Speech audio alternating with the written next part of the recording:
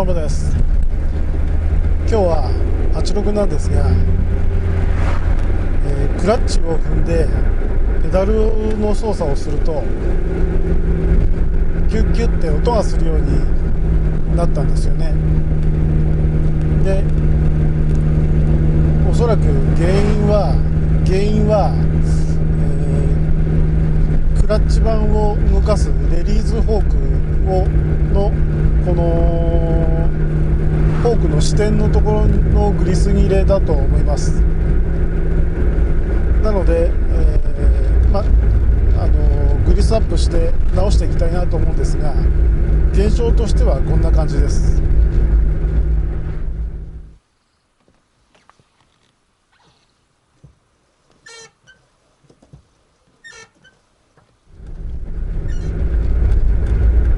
このように、踏むとキュッキュッって言うんですよね。でグリスアップしてみました。こんな感じで。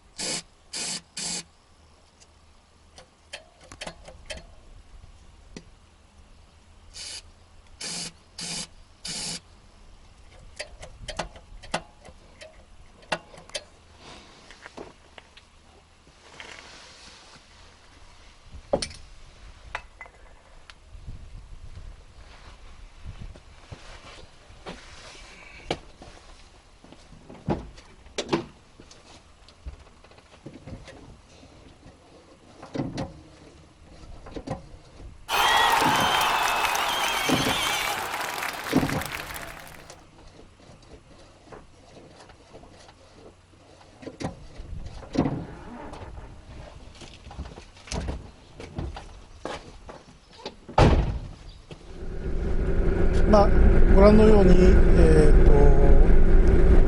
音もなくなりスムーズに、クラッチ操作ができるようになりました。古い車はこういったメンテナンス